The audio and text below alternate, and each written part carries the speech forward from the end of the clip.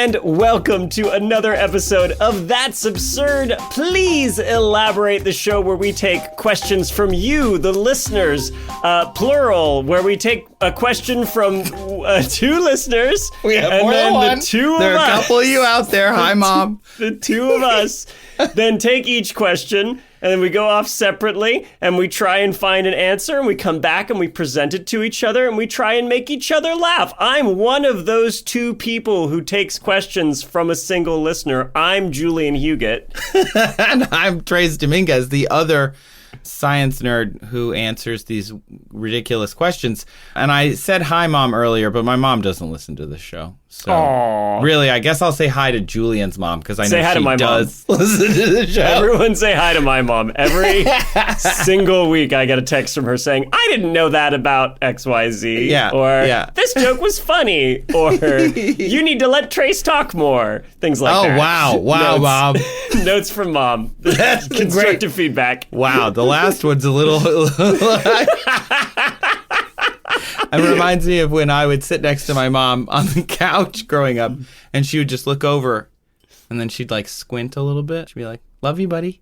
And I'm like, "Okay." Like, what's that supposed to mean? And she's like, "You washing your face this week?" What?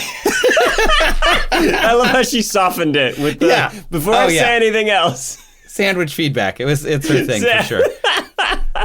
Well. So let's dive into it. Let's give my mom more things to critique/compliment me on. Trace, this week, what is your question? Yeah, my question comes from a listener, Hannah. Hannah sent us a voicemail. Hey guys, my name is Hannah. I live in Buffalo, New York.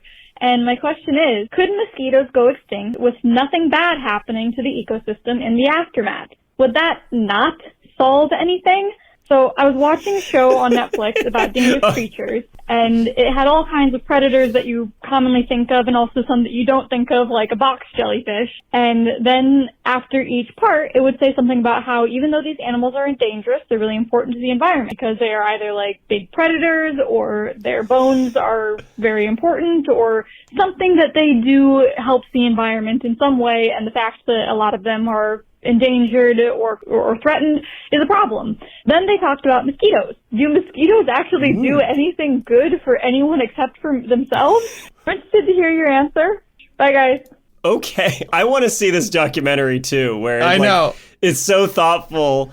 Oh, wow, the sharks are an important part of a reef ecosystem, and like these big cats in the jungle, but F mosquitoes. They're the worst. But get rid of mosquitoes. Well, nobody likes them. I mean, I actually appreciate that a lot, because you do see a lot in some of these documentaries. They're like big monsters, and then they're like, and they just are killing machines. And it's like, well, that's not usually how it works, unless you're a house cat and the machine is, the birds outside. They'll kill. Those are killing machines. But otherwise, for the most part, the like apex predators that we're covering, like wolves, are not out there just killing for fun.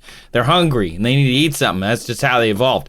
But anyway, mosquitoes suck. No pun. That's just how they are. They're terrible and no one likes them. I just got back from Brazil, Julian. I don't know if the audience knows this, but I took a couple weeks and I went down there for a family wedding. My legs look like raw meat. They are covered in red splotchiness. I'm so itchy. I basically had to cover myself in pure citronella or DEET, or both, all the time. And then other chemicals I never even heard of, just to keep the mosquitoes off of me. Because, in Brazil, they have yellow fever and dengue fever and Zika, the one that makes babies have microcephaly. And then all of that's from mosquitoes. Mosquitoes! West Nile! Other things. Malaria! Malaria is the big one, in my mind. My mother-in-law saw my legs as we were getting on the plane and was like, oh my gosh. And she says in her adorable Brazilian English, I'm sorry, but you probably got dengue.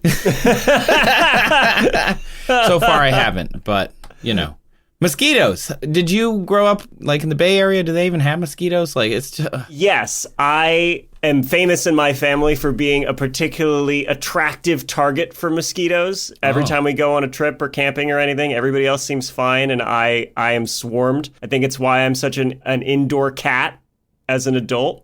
I think it contributed, definitely. Yeah, I don't like them. Not a fan. Not a fan. 0 stars. Yeah, and I'm pretty like, okay, I can appreciate ecological niches and whatnot. I was talking to like a little kid, like a son of a friend of mine at an event recently, and he was talking about sharks and how scary they are or whatever. And I was like, no, when they bite people, they're just sharks doing shark stuff, Like, that's right. Can't get mad at the sharks. That's just what they do, and they're important, right? But yeah, I agree with this documentary on the whole of like, I hate those things. Yeah, they're the worst. And growing up in Michigan, we had them as well. We actually had my open house for high school. We had a table when you came to because it was outside. You came to our house. There's a table just covered in bug spray. We're just like, welcome, bug spray. Help yourself. Like, it's just deep woods off, but even though you're in my front yard. Anyway, they do not sponsor this podcast, but if they want to, you can reach out to us. We have an email. So, long story short, mosquitoes. The world's deadliest animal. Yeah. Like, I thought humans, world's deadliest animal. We're, if you spend any time online with the ecological kind of corners of the internet, everybody's like, we're murderers. We kill everything. We're Agent Smith out here with a virus. But mosquitoes kill way more people than humans do. The CDC says 700,000 to 1 million deaths a year. Humans, we only kill like 500,000 humans. Wow. So mosquitoes are killing way more humans than we are. And I assume we're in second place, right? We're in second place, definitely, with human killers. We kill second most after mosquitoes. So mosquitoes are like, let's extinct them, Let's get them out of here. That's what Hannah says we might be able to do, or at least wants to know if be able to do. And there are different ways that they're trying to extinct mosquitoes. Philosophical question, though. As you mentioned, like, they're disease vectors for a lot of things, like dengue and Zika and malaria, right? Like, malaria is a parasite that destroys your red blood cells because that's how it reproduces. So it's not the mosquito directly killing you. Does that factor into your thinking at all?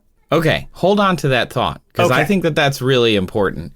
Let's just talk mosquitoes, Sure. Let's get an appreciation for this thing that we want to wipe off of the face of the earth. There are 3,500 different species of mosquito worldwide. Only 6% of those bite humans, to your point about a malaria disease vector. But some of the species, only specific species carry specific diseases. So I think that's pretty interesting. So only about 200 species of mosquito actually bite people. There are 175 species in the United States, about 100 in Europe. Brazil and countries in South Asia have the largest populations of mosquitoes.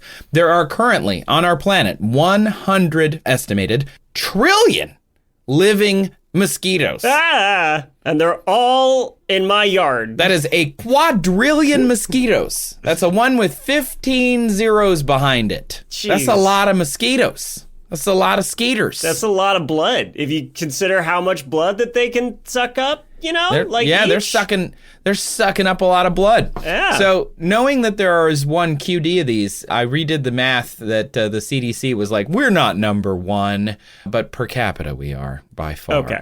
We're 61,000 times more likely to kill another human than a mosquito is to kill a human. Okay, fair point. Sure, whatever. We're second, in raw numbers, which we all know don't actually matter. So some basic mosquito biology. They're holometabolous, which is cool. I don't know if you know. Julian, I feel like you just know what that is. You're like, yeah, duh. Holometabolous? Holometabolous. Yeah, their metabolism is hollow. Their metabolism has a hole in the middle. They eat holograms. As soon as you say it, I'm going to be like, oh, that makes sense. Because I feel like I know facts about mosquito diet. I just didn't know the term holometabolous. They are like a caterpillar to a butterfly. They metamorphosize. Right. So their life cycle is egg to larva, larva to pupa, where they liquefy and reform into an adult. And that is called being holometabolous. Oh, okay. Which I had not heard that term before. Yeah, it sounds like metabolism, but it might have something to do with that, but have a similar root. But no, it means that they have a complete metamorphosis in their life cycle, which is actually super cool. Like, really, if you think about it, when butterflies do this, they make that chrysalis and they liquefy themselves and turn into a butterfly from a caterpillar. I mean, that's amazing. So when mosquitoes do it, we have to argue equally amazing. That feels very in the vein of the, like, if you go through a Star Trek teleporter where you get broken down completely and reassembled, or did you die? Are you dead? Does your stream of consciousness stop? I don't know. Yeah, I don't know. I mean, we talked about it in a previous episode. Quantum resolution means it is you, even if it breaks you down. It's still you exactly to the quantum level, unless we're implying there's some ephemeral, not physical part of your body. It is physically you. I don't know. Yeah. Till it gets done the first time, we'll never know. And they just come out screaming. Anyway, the males and even most females actually feed primarily on flower nectar. Yeah. In the mosquito community. Many of these species live near water because that's where they lay their eggs. Their eggs are incredible. They can survive for months or years through winters, droughts, extreme heats, and they can just wait. Even desiccation will not kill them, which is cool. But only the females of the species bite. They need that blood for their egg development. They use a proboscis and they pierce the skin. They locate a capillary. They inject you with a little anticoagulant and they suck out your blood. And that anticoagulant and stuff is what makes you itch. And so you need 1 million or more bites to kill you, by the way. If you wanted to get bit to die, like suck out all of your blood with just mosquito, it would take 1 million or more mathematically. But there are a quadrillion mosquitoes on Earth, yeah. So... if they all came and bit one person, that person would look like they had just they'd just been about to be rolled up for that movie or that show with the 3 bodies. Right, yeah. You'd be human jerky, right? Just completely siphoned off. Teriyaki flavor. 20% of people are more delicious to the mozzies. Guess which country uses that adorable moniker for mosquitoes? Australians. We've covered Australian naming conventions. Mozzies. It's always first letter to the first vowel and then double letter and a cute diminutive.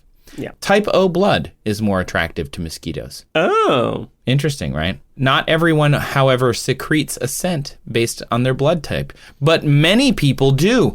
85% of people have a specific scent related to their blood type that mosquitoes can sense. They also sense CO2 from your breathing, so when you exercise, you might get bit more because you're breathing more CO2. It also raises your body temperature, which they prefer. They can detect a bit of CO2 coming out of you from between 30 meters and 100 feet away.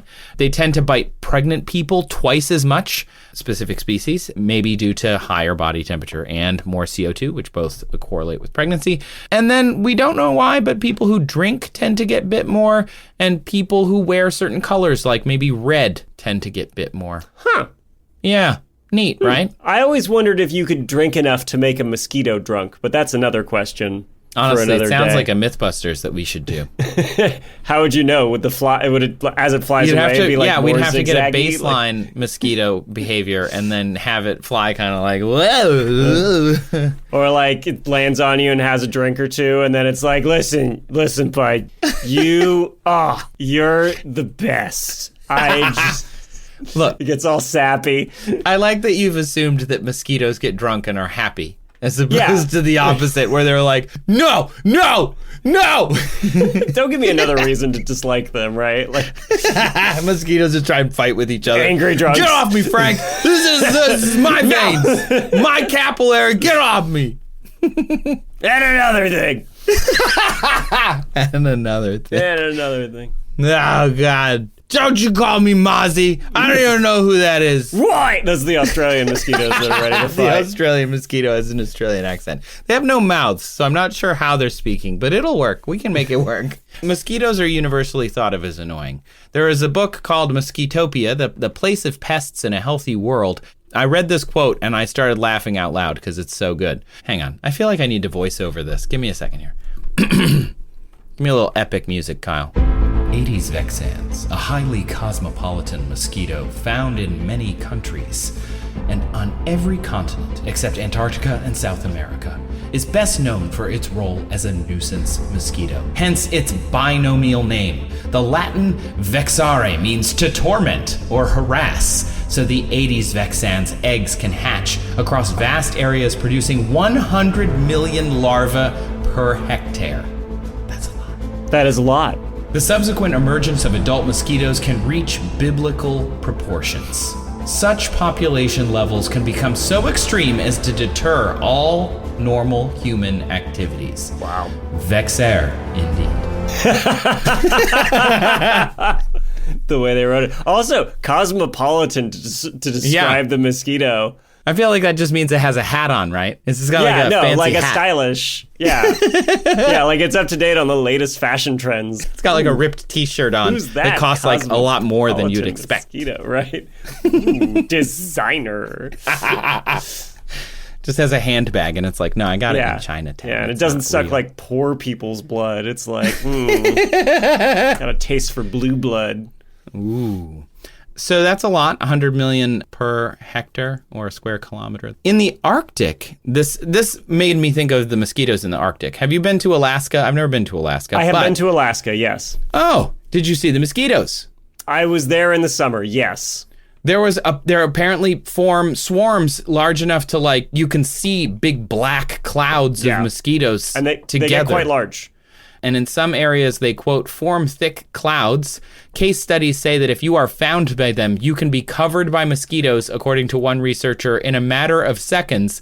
He counted 100 of them on him at once. Oh, my word. And I was like, so that's a real mosquito lover who's just like, suck my blood. I'm just gonna count you. So they suck. Now that we know all this about them, I'm a little more conflicted because when I was learning about them, I'm like, oh, cool. They go through metamorphosis. They're like really neat. They also exist because of their metamorphosis and because they lay their eggs in water. They exist across the aquatic and terrestrial biome, which is super important, actually. So, put a pin in that. There are some benefits to mosquitoes in these biomes. So, for example, their larvae are eaten by fish. Specifically, guppies, bass, catfish, bluegills, goldfish, they all eat them. So do a variety of others. But the Gambusa affinis, aka mosquito fish, is known to eat a lot of them. There's the dragonfly that eats a lot of them, and turtles also eat their larvae. As adult mosquitoes, birds, the purple martin famously, although it's only like 3% of its overall diet, sparrows, finches, ducks, geese, nighthawks, bats, dragonflies again eat the adults, spiders, of course, damselflies, frogs, toads, and even large tadpoles. Well, I guess more the larvae because they're in the water. But either way, tadpoles, I didn't know this, are mostly herbivores. Never actually thought about what tadpoles eat. But anyway, that's what they eat. Do you ever think that one of these animals eats one and it's full of blood? Do you think that's like eating a jelly donut for an animal? Ooh, or like a gusher. Ooh, a gusher. Like a cherry cordial. Yeah. Like one of those... Like those boba balls that are filled with like a fruit juice. But blood. But blood. Yeah. I like one of those gross chocolates with the tequila shot inside that you get when you're like 21. That's if they eat a mosquito that bites someone who's drunk. Hey, what are you doing, Frank? It's just a cycle of things eating other things and getting them drunk. How many mosquitoes? I think it's like doing a shot. They're like the little birds. It's called a Bloody Mary. A Bloody Mozzie. Bloody Mozzie. Take a Bloody Mozzie. That's great.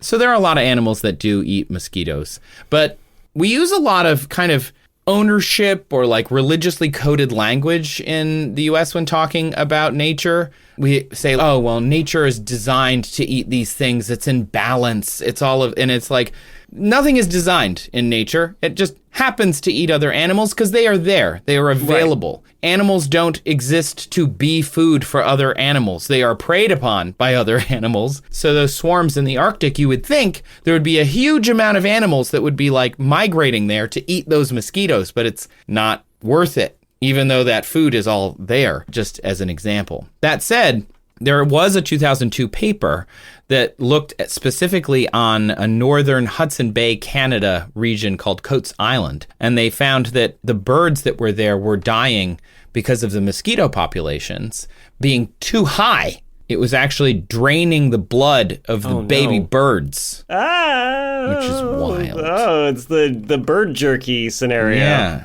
Yeah. But anyway, there are no single predators that are like, mosquitoes, yeah. So if you made them extinct, you're not going to make another thing extinct because you hit the magic button and removed mosquitoes. Predators are opportunistic. So like butterflies, they usually like one species of flower, but lions, they don't like just eat one species of prey. They're like, whatever I can get that's about the right size, I'm going to get it.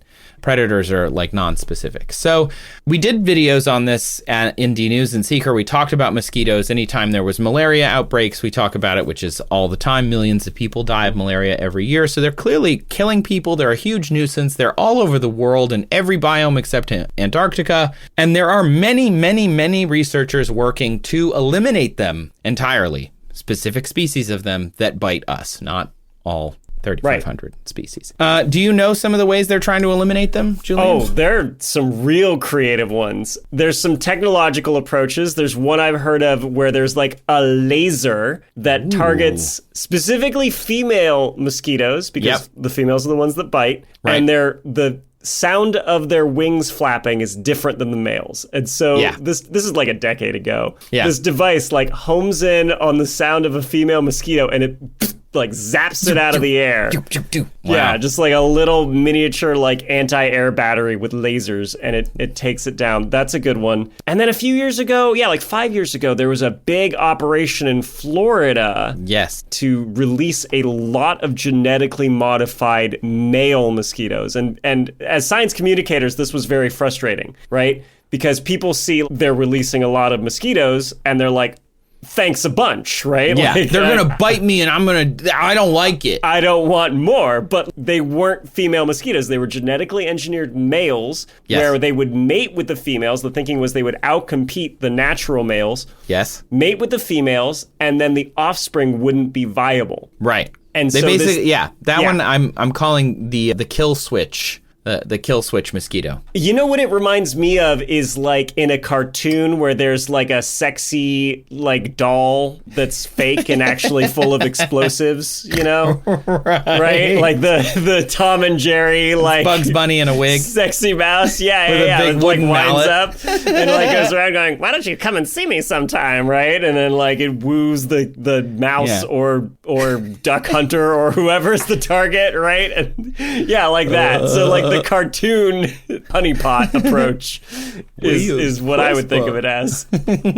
Yeah, that is exactly right. So you're talking about the sexy mosquito, as it's known sometimes. But they're males, right? So they're all like males. buff. So they're more like super sexy. Hey, what's up, babe? Girl, so these are the Anopheles mosquito. There's the ones that carry malaria. The cool thing about these mosquitoes, and I keep adding cool things because I think they're actually pretty interesting the more I read about them, even though I hate them and I'm itching right now. The males are pretty weak flyers, so they kind of congregate together around a location. And the cool thing is they'll congregate around the same location night after night. They're like, all right, guys, I'll meet you down at the clay pot. We're all going to go there and we're going to try and pick up chicks. That's literally what they all do. Wow, they we're all swarm. the same.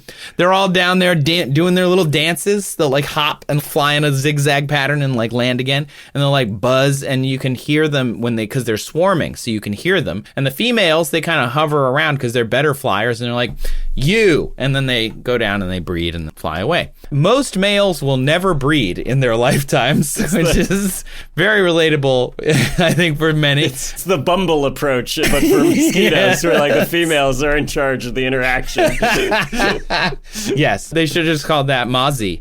They tried releasing these sterile males in general. They just irradiated a bunch of males and made them sterile and released them. And that was met with limited success because they weren't like making them sexier. It turns out they correlated the specific chemical that the sexier males happen to have more of. So they like genetically modify them to, I'm guessing, be more sexy, which is just give them this like a little more of this chemical, which I find very funny. But I found it hard to find exactly what they had done to make them sexy to other mosquitoes. I'm just picturing this. Fast forward this, many, many, many generations, right? Where, the natural males are also like adapting to become more sexier. So we have to breed even sexier decoy males. And 50 years from now, we just have these like movie star handsome mosquitoes. Every mosquito, they're like, don't kill it. Look at how, oh my God, it's just got like an amazing jawline and it's ripped. Look at that mosquito's my word. thorax. Oh. Woo-wee. I don't know if mosquitoes have a thorax, to be honest. I didn't actually look up that. So what you're talking about, though, is the sterile ones with the little kill switches. So they compete with the wild males, and when they breed, they pass on this genetic thing that they inserted via CRISPR, and the next generation dies off. Not the ones that did the breeding. I mean, they'll still die off normally, but they pass on this gene so those next generations never become sexually viable and they never breed, which is great. The thing I don't like about it is less like they're releasing a bunch of mosquitoes or they genetically modified them or all of these things that people generally either don't understand or get angry about. You know, they're entitled to their opinion. My opinion, this is a non-fixing problem. This means that company has to be able to release mosquitoes every year forever because they never actually solve the problem. They just kill the next generation of mosquitoes. They get progressively sexier. That's what I'm saying. We're on the same page here. There's another company that added a gene so that the mosquitoes only make male offspring. They don't make any females at all. So you just end up with one giant Reddit page of angry 13-year-olds. They're all out there. They're out there at the clay pot, and they're like, I'm zigging and I'm zagging, and these ladies aren't coming here, and it's clearly their fault. And it's like, no, it's not, but that's okay. Oh, my gosh. Yeah, it's very relatable to our current moment. I hate how much things are commentary sometimes. So these mosquitoes are just out there trying to breed and no girls are coming, and it's a lot like those angry 13-year-olds. And they're falling into the mosquito manosphere. They're getting bad. They're listening to bad podcasts. The difference is these mosquitoes actually go outside and try.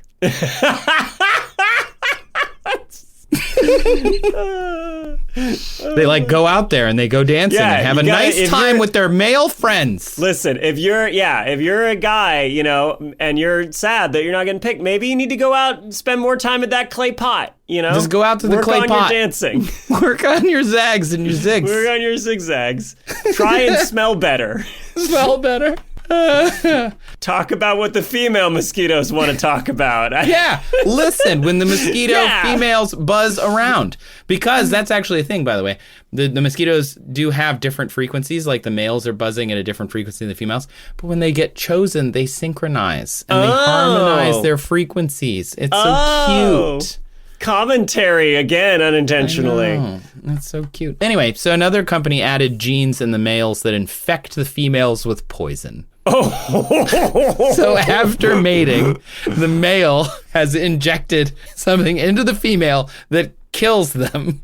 Wow. Yeah. Deadly.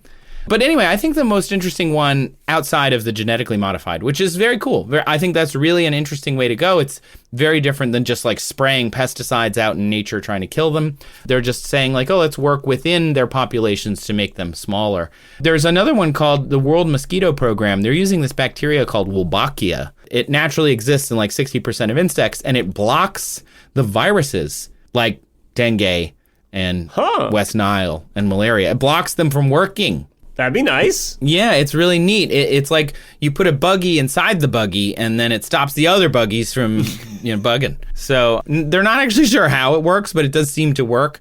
It only works with specific species, though, and they've found it to reduce dengue, chikungunya, and Zika from growing specifically in the Aedes aegypti. So let's say we have unlimited money and our magic button, and we do all of these things, and we just genocide the mosquitoes. So you think that would be a good thing, that we would do that? We get rid of them? Look, my gut instinct is yes. I really, really want to say yes, but I get the feeling you're going to tell me no. I mean, okay, look. Remember when I said to remember that they exist across aquatic and terrestrial biomes? I do recall that, yes. And that was important. Yes. So the mosquito eggs are filter feeders, but the mosquitoes themselves suck blood, which is bad. Only those 200 species, and only some of those transmit disease. So mosquitoes as a biomass, those thousands of species, transfer huge volumes of material from the aquatic food system into the terrestrial food system. So even though no one specific predator is going to go out of style, go die, go extinct because we remove all mosquitoes, they're all going to find other food sources likely, and that's probably going to be fine. That movement from aquatic to terrestrial just wouldn't happen. on a massive level. Like 110 trillion mosquitoes every year are moving resources from one biome to another, which is pretty important. There was a study that said even though they don't contribute a massive amount of their biomass to any specific predator, when they removed mosquitoes from the Camargue region in southern France, the breeding success of the house martin was reduced by 25%. So they did reduce some populations of other things. And the problem is the Earth isn't designed. It's so interconnected. It's a house of cards. If you just pull one thing out, you're like, oh, that thing sucks. Probably wouldn't work. So it seems to me the Wolbachia is probably the best way to go. I mean, genetically modified is fine too, but it stops the human killing part. Like the mosquito itself isn't bad. It's annoying and we don't want it to itch. If it didn't kill more people as a raw number than people do, I think we would probably just leave it alone. Yeah, there are plenty of irritating insects, right? Yeah. There's irritating gnats people. Sandflies, and you're not allowed to kill them. I've checked. Yeah. Yeah, there's a lot of irritating insects. There's another study that said migratory birds that nest in the tundra that do eat those giant swarms, they could drop by more than 50% if that biomass disappeared, which is bad. At least one researcher at Purdue University that I found, she spent decades of her career saying we should kill all the mosquitoes, and all she was doing was researching how to get rid of the mosquitoes that were biting people. And then she said, quote, "For the last 20 years, I've been trying to figure out how to kill the mosquitoes. And then I had an epiphany where, morally, I'm just not okay with it anymore." Huh. And so now she advocates not to kill them all, but instead to figure out these like Wolbachia, genetic modification ways to eliminate the vector, the disease vector, and not the species themselves, which I think is actually pretty cool. Yeah.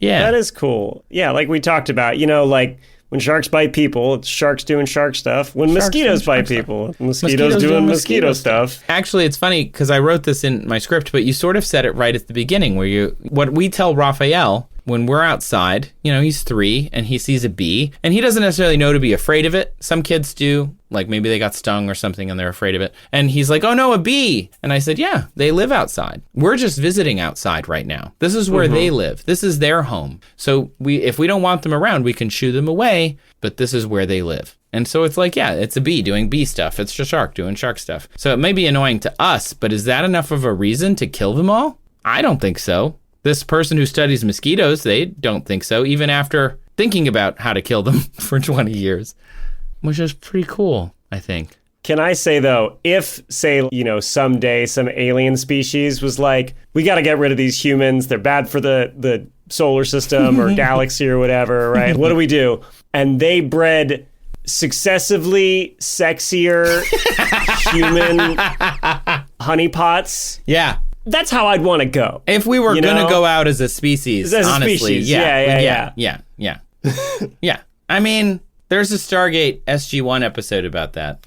Like a series of episodes, actually. It's not quite exactly about making honeypots, but they make they meet this alien race that's, oh, cool, we've eliminated all disease and you can teleport around the planet now and the Stargate will take you to other planets and you can go visit and you're now amazing and cool and humans are a part of this galactic community of ours. However, they secretly made humans sterile.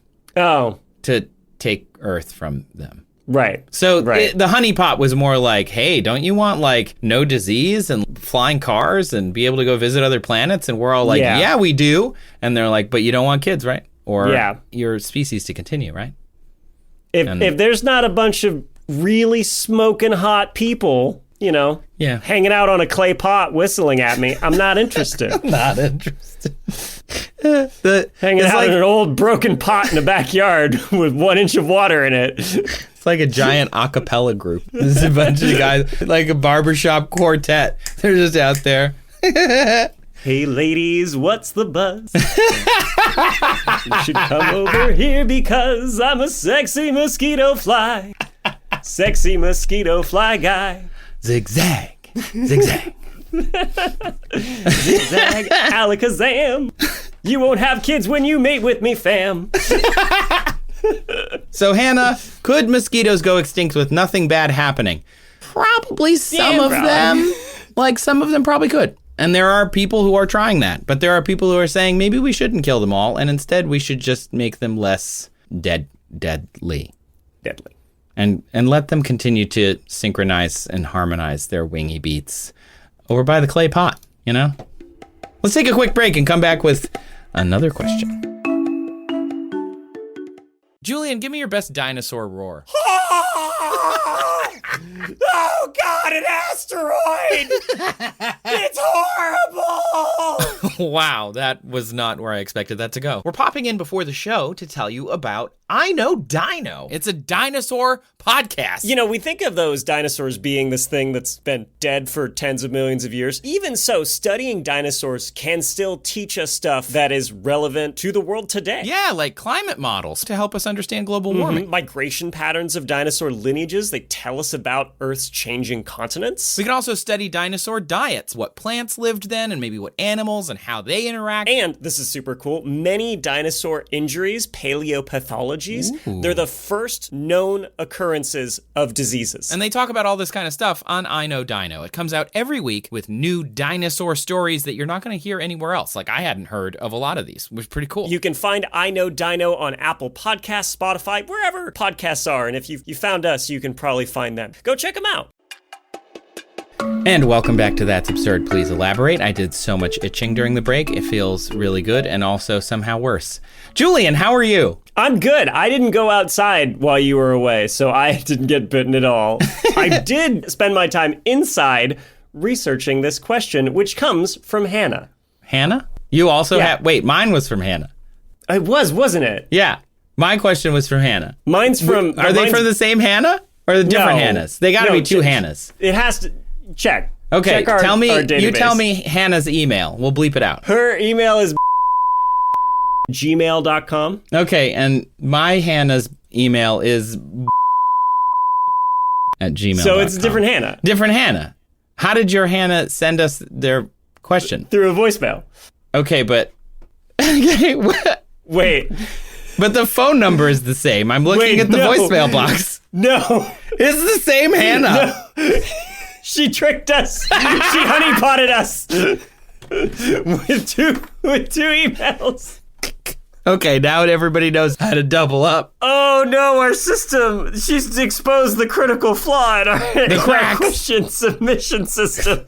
I feel like we picked the same Hannah on the same episode. How did this happen?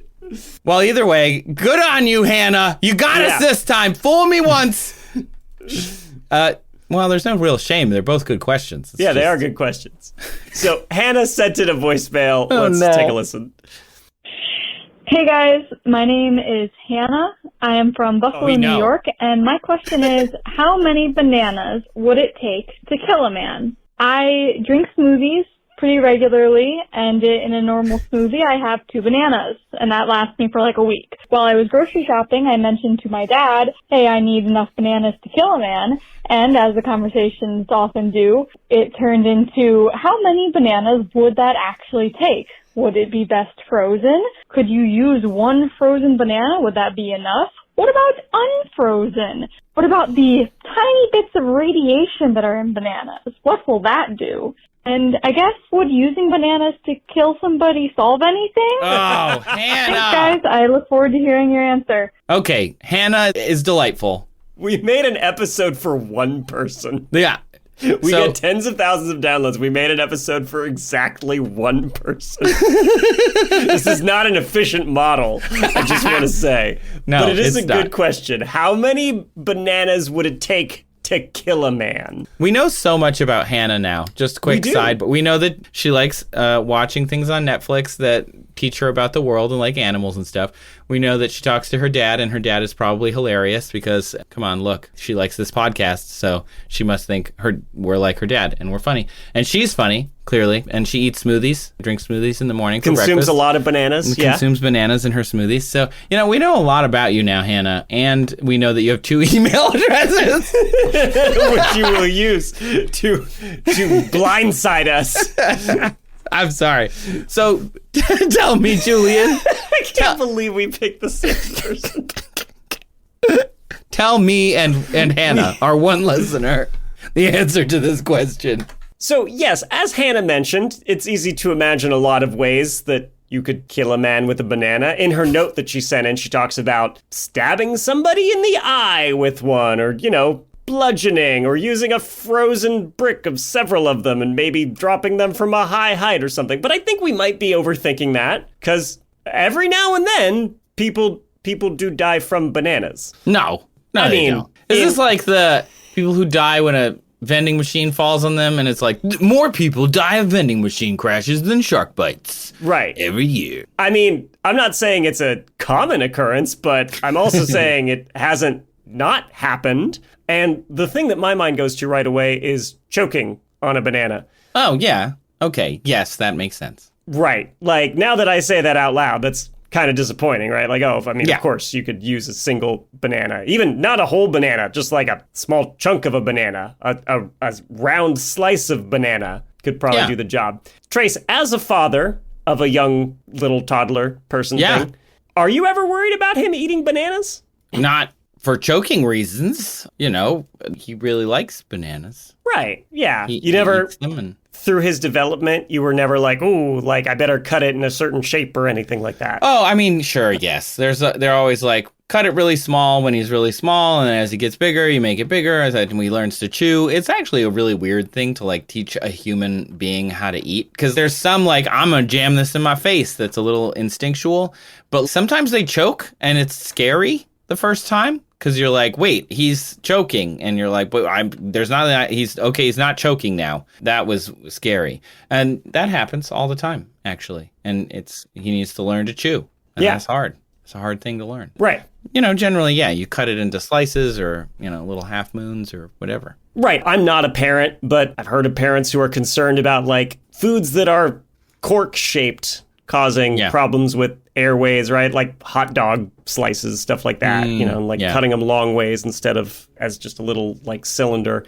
And same for bananas, but they're mushy, the risk is probably lower. And also, Hannah asked about killing a man, and a man is bigger than a toddler and older than a toddler, so. She knows how to chew, probably. Yeah, hopefully. Not always. I mean, I found a article from 2011 Indian Journal of Forensic Medicine and Toxicology, and it talked about performing autopsies, looking for causes of death, and determining maybe if somebody died by choking. And that, you should consider other risk factors before you make the determination. And it talked about a 65-year-old woman who died. They had no witnesses to their death, but they found 18 grams of banana in her airway. And because the woman also had no teeth, and she had a history of psychiatric illness, they figured that it was probably reasonable to conclude that, yes, she had in fact choked to death, because it can also present like a cardiac arrest. Whoa. So, yes, it is possible to kill a man with a single banana under the right circumstances. There's also, if you don't want to wait for them to be old and toothless and slip up, no pun intended, right? You could probably just block an airway with it and get the job done that way. Not that I'm giving you advice on how to do it. Jam it in there. And if you want to, be a little more impractical, right? You could always freeze it and drop it from a really high height or shoot it out of a cannon, right? Like shoot it out of a cannon, frozen. Absurd with it. Little plantain, one of those little, little tiny rocket bananas. Pew! You could probably get. Yeah, get some velocity on that sucker. Yeah, or get one of the ones with all the seeds in it, and then you get... Then it's like buckshot. Yeah. You're like a vice president. So I think what's important, though, that Hannah didn't mention to her dad when they were banana shopping is cause of death, much like this autopsy report, right? I think she needs to specify, get me enough bananas to kill a man by asphyxiation, if it's just one. Then it's just one. Even a fraction, really. Yeah, not even a whole one. Come back with just a little. Here you go. Her dad's in the grocery store just cutting a single slice out of a banana. I know Hannah so well, and her dad, and I bet you that's what he would do. Yeah. He's going to listen to this, and that's what he's going to do that sometime. Cutting it away. Now, let's get silly. I'm ready. Okay, I think we could come up with some other creative ways that Hannah could, in the grocery store, indicate just how many bananas she wants. Yeah. So bananas also known for having high potassium. Right. They're high famous potassium for this. Bad.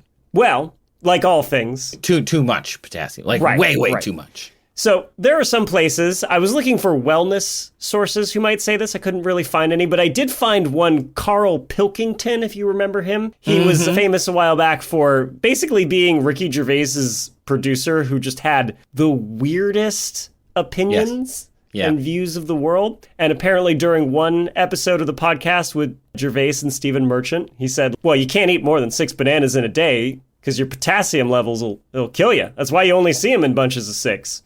More than that, you'll die. I just imagine in Carl's world, people at the grocery store, if they have like 2 bunches, the checkout cashier has to be oh God, no! Sorry, sir. You madman! You'll die! Murderer! So yes, there is a condition called hyperkalemia, which is when you have excess potassium in your blood. Kalemia, by the way, Kalium is the Latin word for potassium, which is why on the periodic table it's K. So hyperkalemia can cause damage to your heart, it can make you feel heart palpitations, and even if you have enough potassium, cause a heart attack because potassium ions are important in regulating, cell contractions, right? Like cells firing and stuff like that. So normally your kidneys will filter out excess potassium and you'll eliminate it in urine. So if you have functioning kidneys, you want to know how many bananas you would have to eat to be hyperkalemic? I'm going to guess more than Carl thinks. Yeah, more than 6 for sure. Let's say 10. No, that's still much too low. According to 50. Catherine, still not even close. What? According to dietitian Catherine Collins in an interview with the BBC about Carl Pilkington's unusual comments about how much banana you would have to eat to have hyperkalemia, you would need to eat probably about 400 bananas a day. Whoa, 400? Yeah. Oh my daily, gosh, that's a big smoothie. Over many days to build up that much excess potassium. Wow. That's a lot. That is a lot. And that's so far the most practical death by overeating bananas approach I've found. Still doable, though, because I think regular bananas at Trader Joe's are only like 15 cents. So it's like $60 a day in bananas. Like you could really go to town. You could. I imagine you'd have other gastrointestinal issues from eating 400 pieces of sugary, delicious fruit before your heart started going into cardiac arrest. That could be. From too much potassium. That's just something I'm assuming here. By the way, I also wanted to look up, because there are things like, spinach is supposedly so high in iron, right? Like these pop kind of diet ideas about foods. I wanted to double check if bananas really have that much potassium compared to other stuff. Right. So I looked, according to the Dietary Guidelines for America.gov website, a single medium banana has about 450 milligrams of potassium.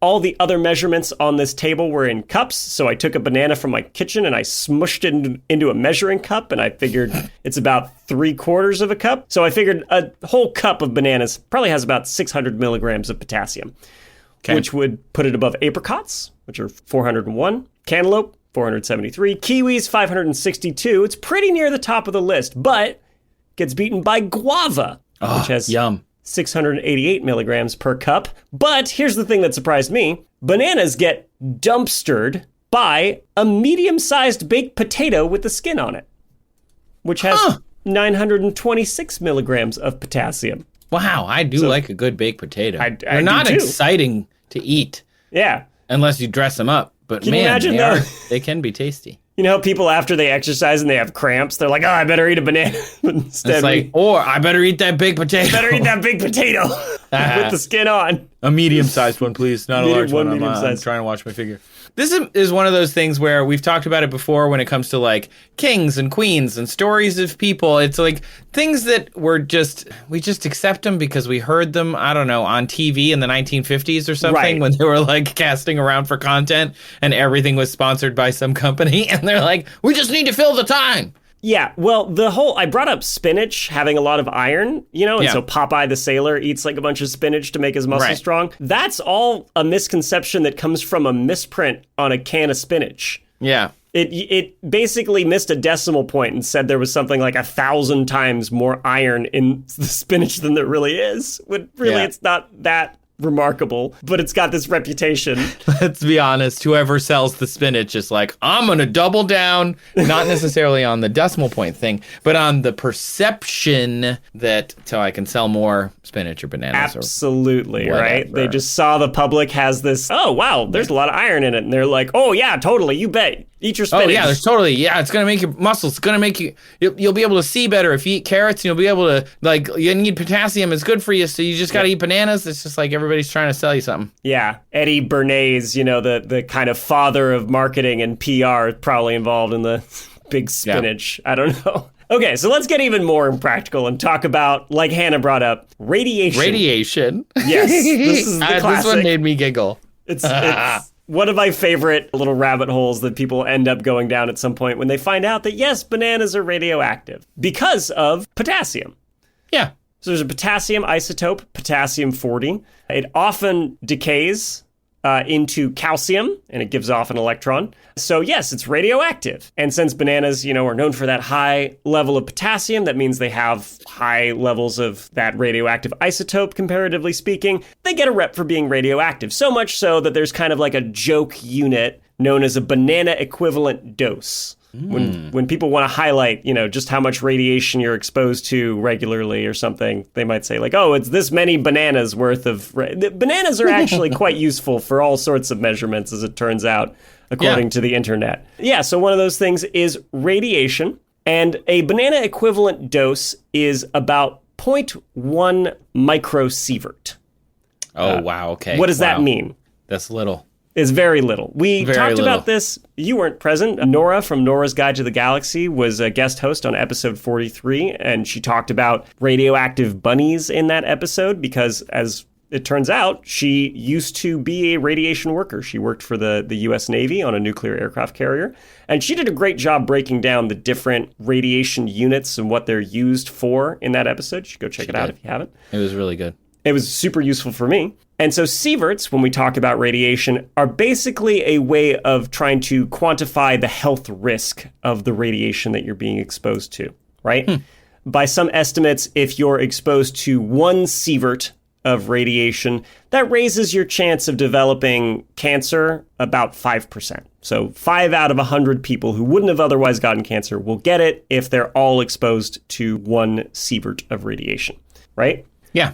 That makes total sense. Still seems pretty low. Yeah, I mean, it's not for those 5 people, but it's like a very small amount of radiation. Right. Well, to put it in perspective, day to day, we exist with radiation all around us. If you live in the United States, annually, your dose of radiation is about 6.2 millisieverts. So a banana at 0.1 microsievert has about 62,000 times less radiation than you will be exposed to over the course of a year just existing. Yeah. Very, very, very little. That's very little. Which means you would have to eat 10 million bananas. Oh, God. To hit that 1 sievert mark and raise your risk of getting cancer 5%. And at Hannah's rate of consumption, which she said in her note is about 4 bananas a week, that would take her 48,000 years. So after 48,000 years of 4 bananas a week, your chance of getting cancer at some point years later would go up 5%. So probably the least of your worries at that point, right? I mean, yeah, because you're at that point immortal, and why would I ever worry about cancer? Clearly. Jeez. But what if I took, how many bananas is it? What, 10 million bananas? 10 million bananas. Okay, let's add an order of magnitude. 100 million bananas. And I put them in a giant vault on top of a hill in a cartoon. And I put a giant banana on the outside and a diving board. And I just dive into the bananas. Right. You're basically asking... Now I'm just surrounded by bananas.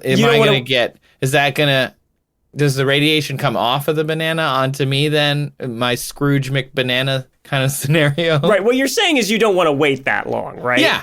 I want to get all that banana radiation goodness in me just now. ASAP. Right. Okay. Fair enough. Full Scrooge McDuck. Let's look into that. If you're just swimming around in it, right, the thing about the radiation that bananas give off of emitting electrons is the radiation doesn't penetrate as far as like gamma radiation, right? Right. It penetrates farther than alpha particles, another type of radiation, which is basically like helium nuclei that gets shot out. That doesn't penetrate very far, but can do a lot of damage. Electrons, when they're shot out during beta decay, will penetrate farther, but still not very far. And so if you're swimming around in all these bananas, you're not going to be exposed to all of the electrons that the potassium 40 is decaying and giving off. So yeah, you're not going to get damaged that much. But let's say you eat a lot of bananas, right? Yeah. What would it take to die of radiation much faster than Hannah's long term of 48,000 years?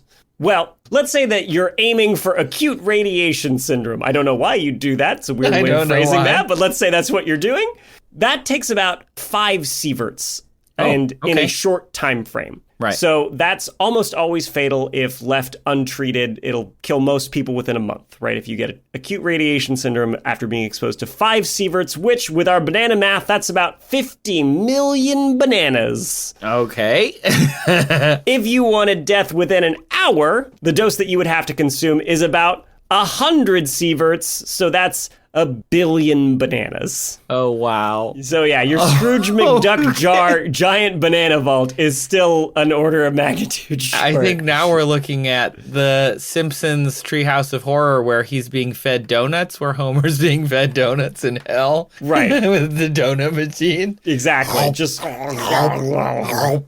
Yeah. That would be... Eventually, even if you liked bananas as much as Hannah, you would probably get sick of them after, I don't know, the first like 100 million or so, I would bet. Yeah, this is a How It's Made episode where there's a whole factory and at the end of it is just Hannah's mouth.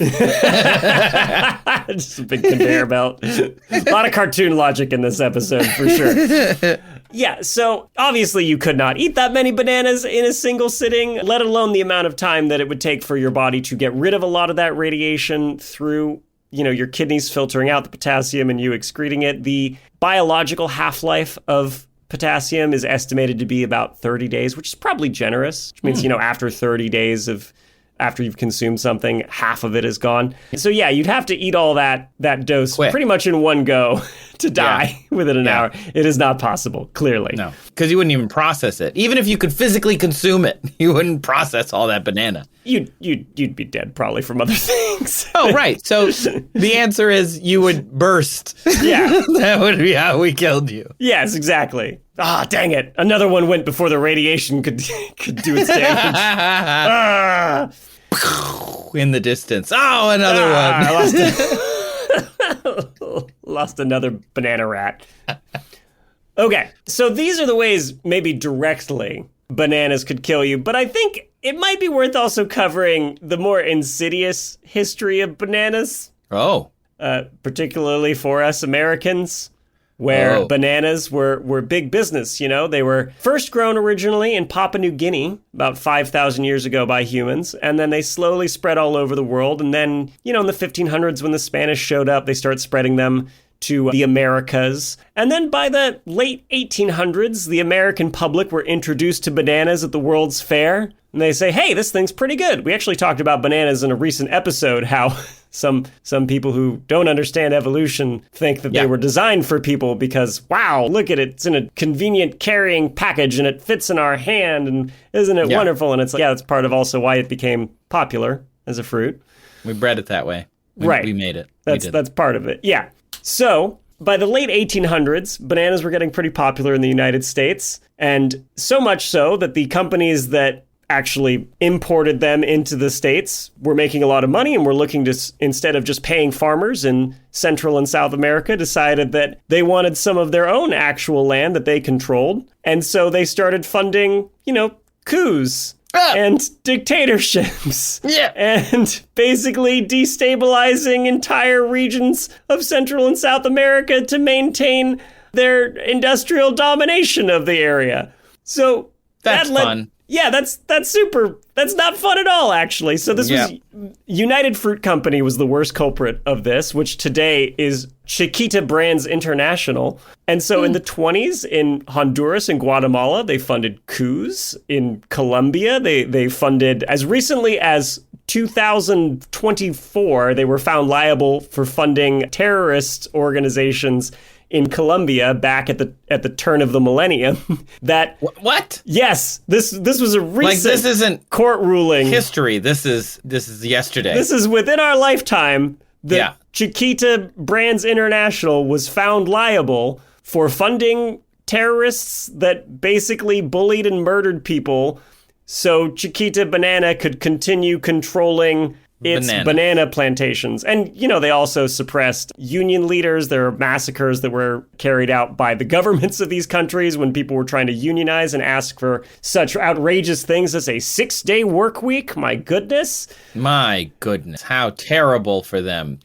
What are they going to do in that one extra day? Right. That they're not working? These people wanting a break? Ugh. Unbelievable. Yeah. That's all sarcasm, audience, in case you're unaware. People should be allowed to have at 4-day least work week. A day off.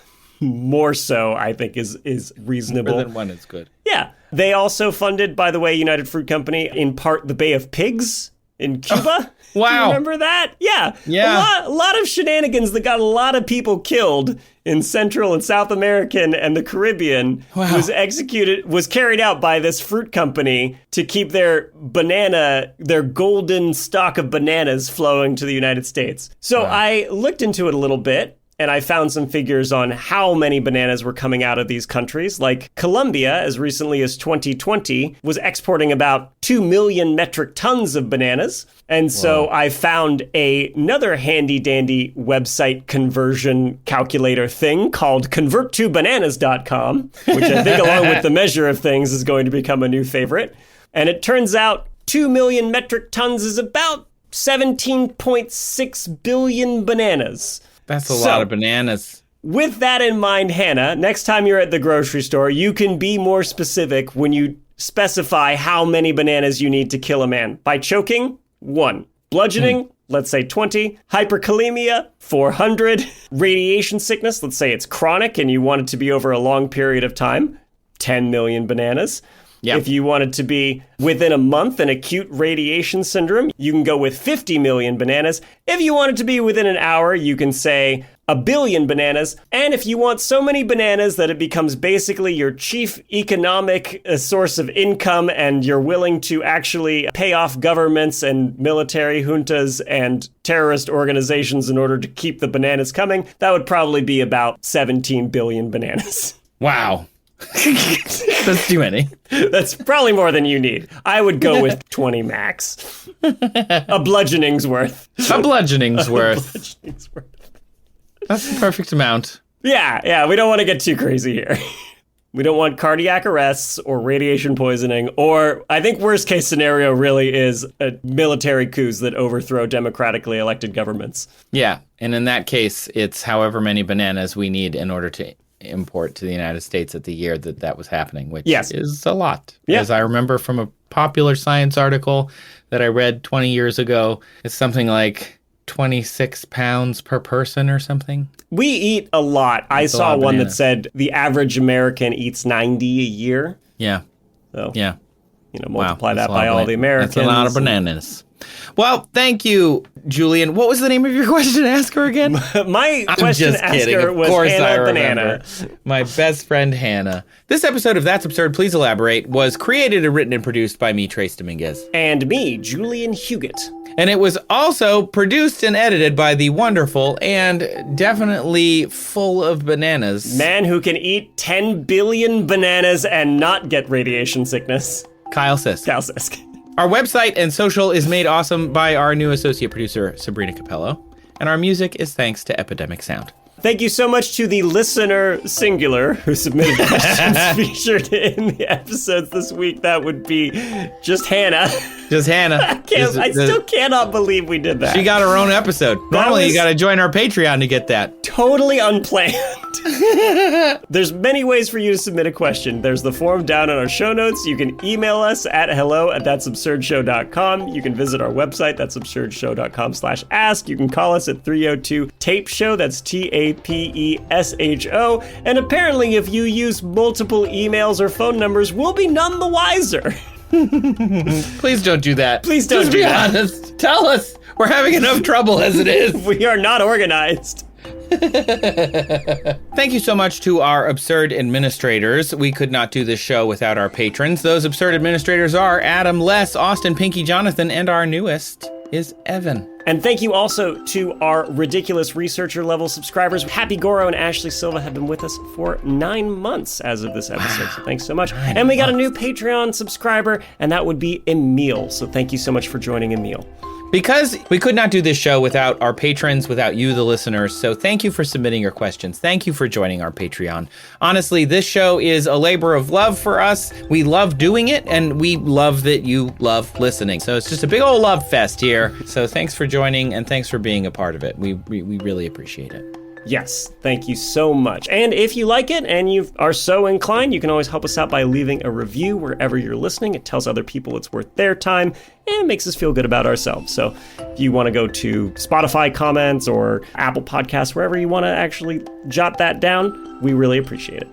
It tells other people that the show's worth their time, so it's really important. It's really great. If you haven't yet, you can check out our show over on YouTube. We are uploading the episodes as fast as we can get them out. We cut them into individual questions. So if there was a question you really like and you want to share that individual question with your friends, this is a great way to do it. If you want to see one of our questions end up on our YouTube channel, let us know down in the comments below the videos that are there now. You can go to youtube.com/@trace-elements. I am working on it. If you also want to watch over on Nebula, you can do that, or you can listen to our episodes ad-free. Special thanks to those of you who are doing that. You can join Nebula and support us by going to go.nebula.tv/that'sabsurd. We're on there, and a lot of other great creators making great stuff. I just saw a clip from Abolish Everything. Oh my God, it's so funny. Matt Kroll talking about abolishing I was just talking to him about it while he's at a lectern. It was so genius. It was so good. Oh my God, I'm so excited. I have to watch it tonight. I was actually just watching 17 Pages by, well, the internet knows him as Bobby Broccoli. It was really interesting. It's about this scientific study that was 17 pages long, but had some data that might have not been correct. And it created this huge controversy. It's a very interesting documentary, and he made it in a really cool way where there's actually 2 episodes. I'm not going to give it away. You got to go listen check to it. that out. It's a Nebula original. It's really good. I just went to the premiere last week. Really awesome. Sweet. So with that, we thank you again for listening. And if you've come all the way to the end of our credits, then you get to listen to the catchphrase that we have here at the end of every episode. Beware of suspiciously sexy people. Because that's the downfall of our society. For the sake of humanity, beware of suspiciously sexy people. If you're having trouble getting girls, lads, get out to the clay pot and dance with your friends. Hello, my baby. Hello, my honey. Hello, my mosquito gal. My blood-sucking parasitic gal. You know you can trust me. Look at me. Look at me. Which you now can on our YouTube channel.